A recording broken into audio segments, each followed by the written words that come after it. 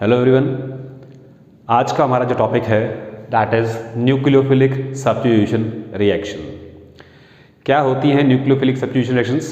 देखिए, नाम से ही पता लग रहा है nucleophilic means nucleus loving species substitution reactions means ऐसी सब्स्टिट्यूशन रिएक्शंस जिसमें न्यूक्लियोफाइल जो है अटैक कर रहे हैं किसी एक स्पीशीज पे। ओके, तो ये टॉपिक आपको देखने को मिलेगा 10+2 के हैलोअल्केन के चैप्टर में। ओके, जिसमें हम देखते हैं कि कार्बन और हैलोजन की जो बॉन्ड होती है वो एक पोलर बॉन्ड होती है।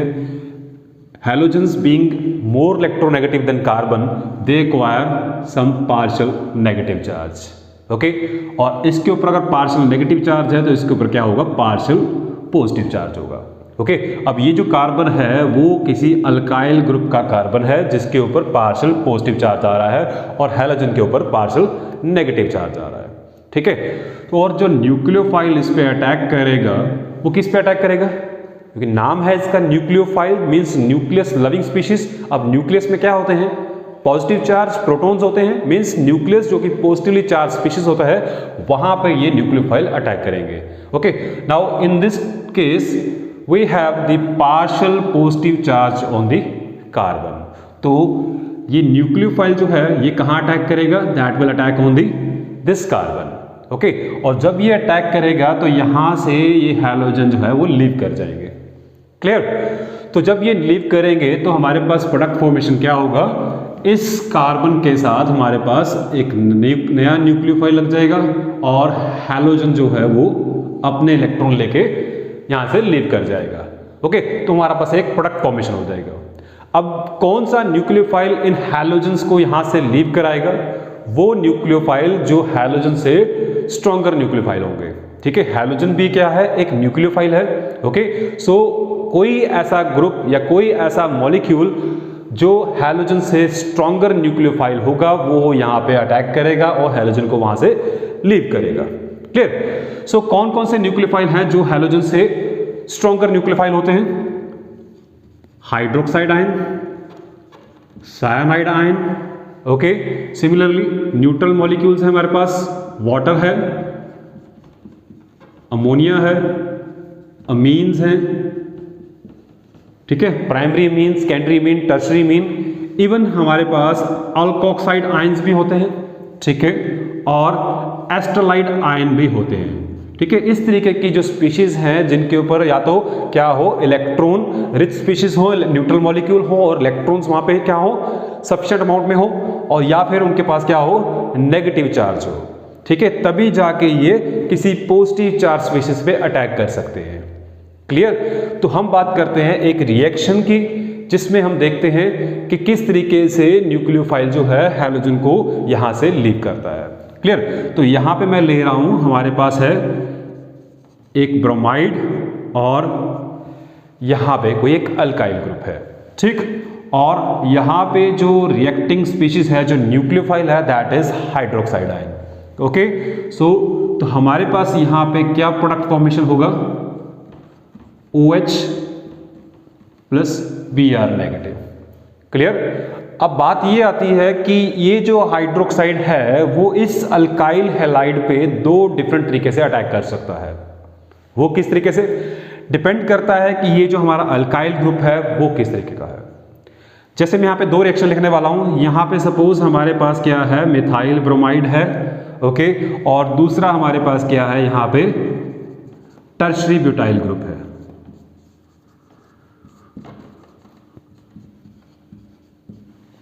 तो जब ये हाइड्रोक्साइड अटैक करता है प्रोडक्ट तो सेम बनता है, बट दोनों में क्या होता है? इनकी कॉन्फ़िगरेशन चेंज हो जाती है। तो यहां पे बनेगा हमारे पास टर्शरी ब्यूटाइल अल्कोहल और यहां पे हमारे पास बनेगा मिथेनॉल। ओके, सो क्या देखने को मिलता है हमें कि जब हाइड्रोक्साइड मिथाइल ब्रोमाइड पे अटैक करता है तो जब मिथेनॉल बनता है, इस मिथेनॉल की कॉन्फ़िगरेशन जो होती है वो इस मिथाइल ब्रोमाइड जो हमारा स्टार्टिंग रिएक्टेंट है उसकी जस्ट ऑपोजिट होती है। मींस यहां पे ये मिथेनॉल इस तरीके का ना बन के वो क्या बनता है? इस तरीके से बनता है। ओके, मींस कॉन्फ़िगरेशन क्या हो जाती है? इन्वर्ट हो जाती है। और जब टर्शरी ब्यूटाइल के केस में हमारे पास OH ग्रुप अटैक करता है और ब्रोमाइड लीव करता है, तो हमारे पास जो अल्कोहल यहाँ पे फॉर्मेशन होती है वो बिल्कुल वैसे ही कॉन्फ़िगरेशन का होता है जैसा हमारा रिएक्टेंट है।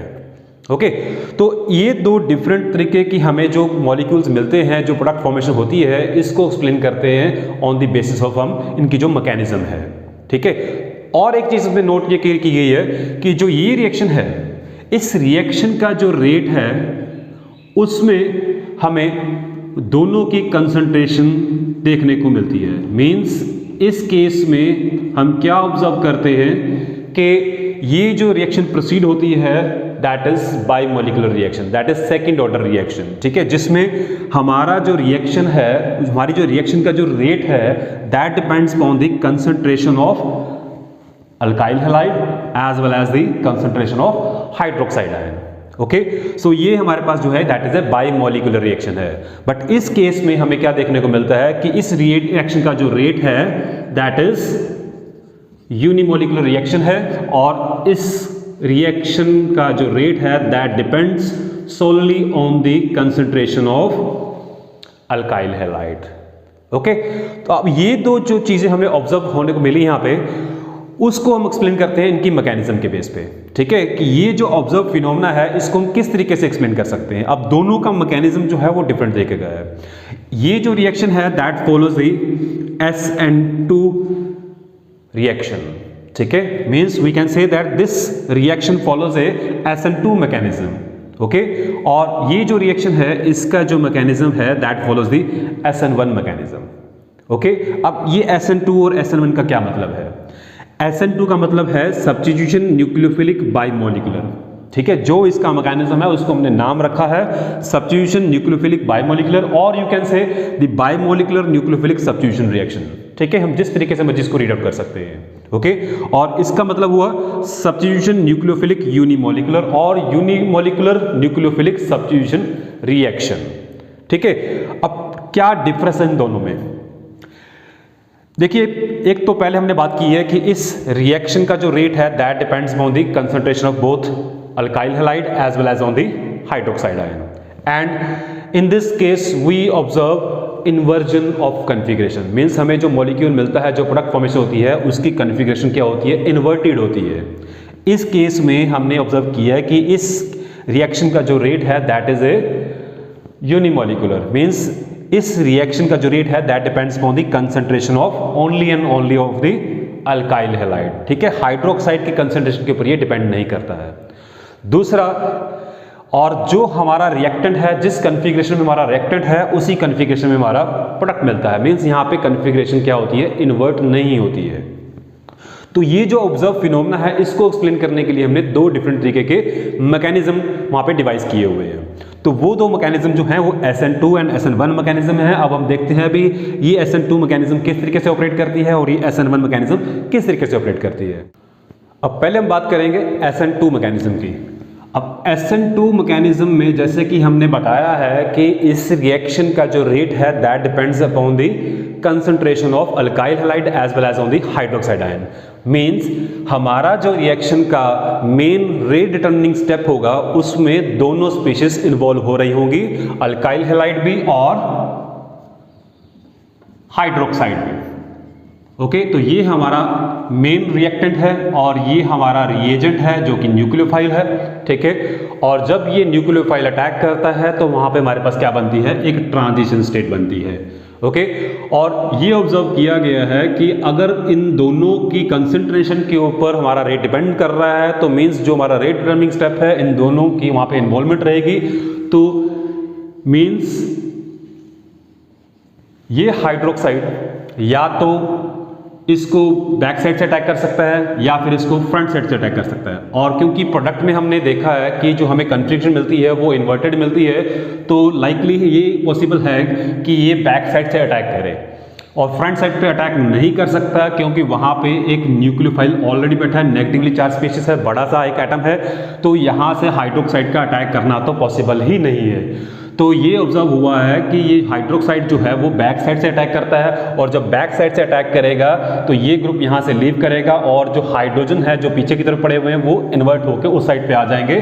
तो मीन्स हमारे पास हमने ऑब्जर्व किया है कि जब ये अटैक होता है वहाँ पे हाइड्रोक्साइड की पार्शियल बॉन्ड जो है वो कार्बन के साथ बननी स्टार्ट होती है, और जो हैलोजन के साथ उसकी ऑलरेडी एक बॉन्ड बनी हुई है वो पार्शली ब्रेक होना स्टार्ट होती है, ठीक है। और जो बाकी के हमारे पास जो मॉलिक्यूल्स लगे हुए हैं या ग्रुप ऑफ एटम्स लगे हुए हैं वो एक प्लेन में आ जाते हैं। वो क्या आ जाते हैं? एक प्लेन में आ जाते हैं, ठीक है। और जब ये प्लेन में आ जाते हैं तो हाइड्रोक्साइड का जो वहाँ पे कंप्लीट नेगेटिव चार्ज है वो डिमिनिश करना स्टार्ट होता है, वो पार्शियल नेगेटिव चार्ज रह जाता है, और हैलाइड जो यहाँ से लीव कर रहा है उसके ऊपर पार्शियल नेगेटिव चार्ज डेवलप होना शुरू हो जाता है, ठीक है। तो मीन्स यहाँ पे हमारी जो ट्रांजिशन स्टेट बनी है इसमें पार्शियल बॉन्ड फॉर्मेशन हो रही है कार्बन की हाइड्रोक्साइड के साथ, और पार्शियल बॉन्ड ब्रेक हो रही है कार्बन की हैलोजन के साथ। और अल्टीमेटली क्या होता है कि जब ये लीव करता है, जब ये हाइड्रोक्साइड लीव करता है तो यहाँ पे इसकी कंप्लीट बॉन्ड फॉर्म हो जाती है, और हमारा जो प्रोडक्ट बनता है उसमें हमारे पास ये जो हाइड्रोजन्स हैं वो पीछे की तरफ चले जाते हैं और हाइड्रोक्साइड के साथ उसकी कंप्लीट बॉन्ड फॉर्मेशन हो जाती है, और यहाँ पे हमारा जो प्रोडक्ट बना that is exactly inverted to the our starting material, okay. और क्योंकि ये रिएक्शन एक सिंगल स्टेप में चलती है इसलिए इस मैकेनिज्म को हम एक कंसर्टेड मैकेनिज्म भी बोल देते हैं। तो कंसर्टेड मैकेनिज्म वो मैकेनिज्म होती हैं जिसमें bond breaking as well as the bond formation takes place simultaneously, ठीक है। दोनों ही कंसर्टेड मैनर में चलते हैं, बॉन्ड ब्रेकिंग भी और बॉन्ड मेकिंग भी, ठीक है। तो इसमें हमारे पास ये ट्रांजिशन स्टेट बनी है।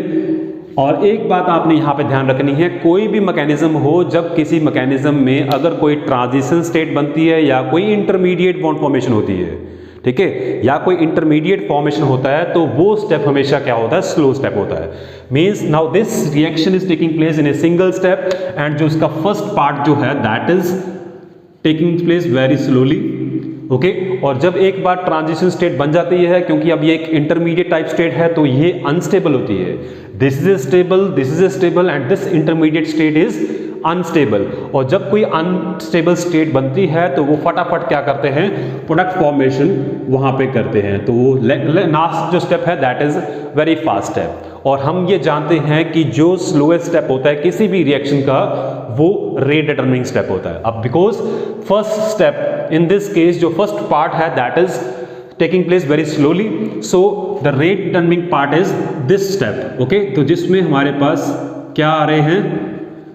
दोनों रिएक्टेंट्स और रिएजेंट्स दोनों इन्वॉल्व हो रहे हैं। तो यहां पे हम कहेंगे कि हमारा जो रिएक्शन है that is following the second order kinetics, ठीक है। That is why we call this as a substitution nucleophilic bimolecular reaction, okay. अब बात करते हैं जो हमारी SN1 मैकेनिज्म है।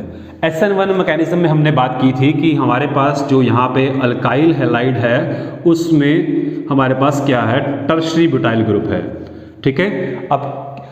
अब यही रिएक्शन हम जो कहते हैं कि हाइड्रोक्साइड के साथ टर्शरी ब्यूटाइल ग्रुप की रिएक्शन होती है वो SN1 मैकेनिज्म फॉलो करती है, ठीक है। अब SN1 मैकेनिज्म में क्या है कि हमारे पास ये जो रिएक्शन हो रही है ये रिएक्शन हमारी डबल स्टेप में हो रही है। डबल स्टेप में कैसे होती है? तो फर्स्ट स्टेप में हमारा जो है हाइड्रोक्साइड इन्वॉल्व नहीं होता है। तो क्या होता है कि यहाँ पे हमारे पास फर्स्ट स्टेप में ये हैलोजन अपने इलेक्ट्रॉन लेके निकल जाते हैं, ठीक है, ब्रोमाइड बन जाता है, ओके। और ब्रोमाइड बनने के बाद हमारे पास यहाँ पे क्या रहेगा?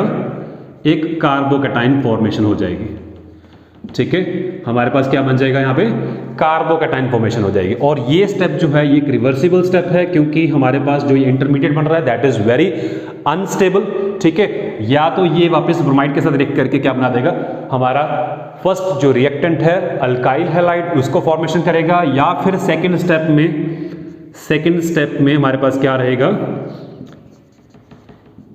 कि जो हमारा न्यूक्लियोफाइल हाइड्रोक्साइड है, now this can attack on the either side, ठीक है। तो वो फ्रंट साइड से भी अटैक कर सकता है, वो बैक साइड से भी अटैक कर सकता है। तो अब क्योंकि यहाँ पे हमारे पास पॉजिटिव चार्ज फुली डेवलप्ड है तो ये फ्रंट साइड से भी इजीली अटैक कर सकता है, क्योंकि जो हमारे पास मॉलिक्यूल्स लगे हुए हैं वो सब साइड से सेम ही है, ठीक है। तो इस केस में ये देखा गया है कि ये फ्रंट साइड से अटैक करता है और जो हमारी एक्चुअल कॉन्फ़िगरेशन जो स्टार्टिंग मटेरियल में थी वही हमें वहाँ पे देखने को मिलती है। ठीक है, तो इस तरीके से हमारा वहाँ पे अल्कोहल फॉर्मेशन हो जाता है। अब बात ये आती है कि इस केस में ऐसा क्यों हुआ कि फर्स्ट स्टेप में हमारा हैलाइड लीव किया, ठीक है, और कार्बोकैटायन फॉर्मेशन हुआ। सेकंड स्टेप में कार्बोकैटायन के साथ हमारे पास हाइड्रोक्साइड का रिएक्शन हुआ और अल्कोहल फॉर्मेशन हुआ। ये रिएक्शन इस मैकेनिज्म से क्यों नहीं हो सकती? बहुत ही इंटरेस्टिंग क्वेश्चन है ये। अब इसका रीजन ये है कि इस स्टेप में क्या हो रहा है कि हाइड्रोक्साइड जो है वो बैक साइड से अटैक करता है। बैक साइड से हमने देखा वहां पे हमारे पास छोटे छोटे एटम्स हैं जो क्या है हाइड्रोक्साइड को इतना रिलेक्टेंट नहीं करते कि वो वहां पे अटैक कर पाए। ठीक है, बट इस केस में क्योंकि हमारे पास जो मॉलिक्यूल्स हैं वो बड़े बड़े मॉलिक्यूल्स हैं, मिथाइल ग्रुप जो है वो बहुत बहुत बड़े बड़े ग्रुप होते हैं। ठीक है, इसलिए हाइड्रोक्साइड जो है वो बैक साइड से अटैक नहीं कर सकते हैं because of the steric hindrance. ठीक है, स्टीरिक हिंड्रेंस की वजह से हमारे पास क्या होता है कि ये मैकेनिज्म जो है SN2 मैकेनिज्म जो है वो टर्शियरी ब्यूटाइल ब्रोमाइड के केस में नहीं हो सकती है। ठीक है, क्योंकि हाइड्रोक्साइड जो है बैक साइड से अटैक नहीं हो सकते हैं। दूसरी बात ये है कि अगर यहाँ पे ब्रोमाइड लीव करता है और कार्बोकैटायन फॉर्मेशन होती है, अगर हम मान लेते हैं कि इस केस में भी ऐसा होता, पहले ब्रोमाइड लीव कर जाता और यहाँ पे कार्बोकैटायन फॉर्मेशन होता, तो यहाँ पे कौन सा कार्बोकैटायन बनता? हमारे पास मिथाइल कार्बोकैटायन, जो कि एक प्राइमरी कार्बोकैटायन है। यहाँ पे जो कार्बोकैटायन फॉर्मेशन हो रहा है वो एक टर्शियरी कार्बोकैटायन फॉर्मेशन हो रहा है। और हमने ये पढ़ा हुआ है कि जो टर्शियरी कार्बोकैटायंस होते हैं they are more stable than the secondary carbocations. Secondary carbocations are more stable than primary carbocations and the primary carbocations are more stable than the methyl carbocations. ठीक है, तो इस केस में टर्शियरी कार्बोकैटायंस बनते हैं जो कि ज्यादा स्टेबल हैं। इसलिए जब टर्शियरी ब्यूटाइल ब्रोमाइड के साथ किसी भी न्यूक्लियोफाइल का रिएक्शन होता है तो उस केस में हमारे पास पहले कार्बोकैटायन फॉर्मेशन होते हैं और हम कहते हैं कि ये मैकेनिज्म SN1 मैकेनिज्म जो होता है वो जो वहाँ पे बल्की ग्रुप होते हैं वहाँ पे SN1 मैकेनिज्म जो है वहाँ पे वो उसकी पॉसिबिलिटी रहती है।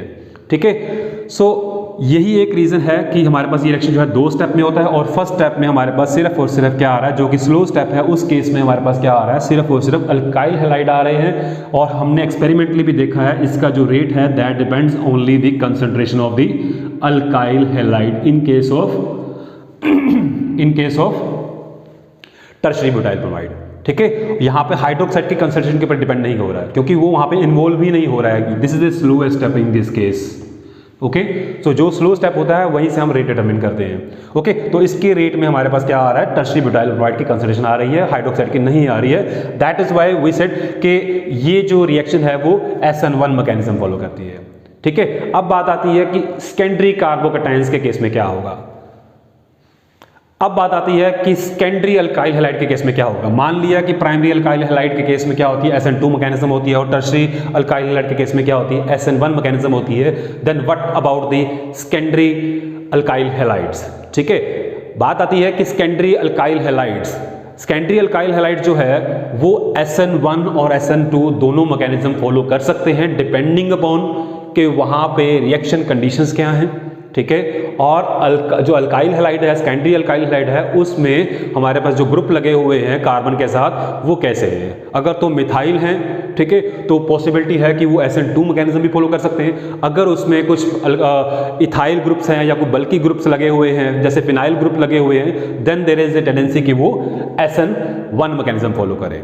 ठीक है, और मैं आपको एक बात यहाँ पे क्लियर कर देना चाहता हूँ कि जो SN1 मैकेनिज्म होती है that takes place mostly in the polar solvents, या तो वहाँ पे वाटर हो या अल्कोहल हो या फिर एसिटिक एसिड हो या फिर कोई एक्वस कोई ऑर्गेनिक कंपाउंड हो। ठीक है, तो उस केस में हमारे पास क्या रहेगा, SN1 मैकेनिज्म होने के चांसेस होते हैं। उसका कारण ये है कि जब हमारे पास यहाँ पे हैलाइड वहाँ से लीव करते हैं और कार्बोकैटायन फॉर्मेशन होते हैं तो जो प्रोटिक सॉल्वेंट्स हैं, ठीक है, जो प्रोटिक सॉल्वेंट्स हैं लाइक वाटर है, अल्कोहल है, वो इन हैलाइड्स को और इन कार्बोकैटायंस को क्या करते हैं, सराउंड करते हैं और उनको स्टेबलाइज करने में हेल्प करते हैं। ठीक है, तो in case of protic solvents we observe the SN1 mechanism and in simple alkyl halide and the hydroxide we observe the SN2 mechanism.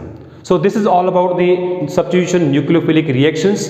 Okay, so if you have any questions regarding this topics, you can comment in the comment section. I will definitely try to solve your queries.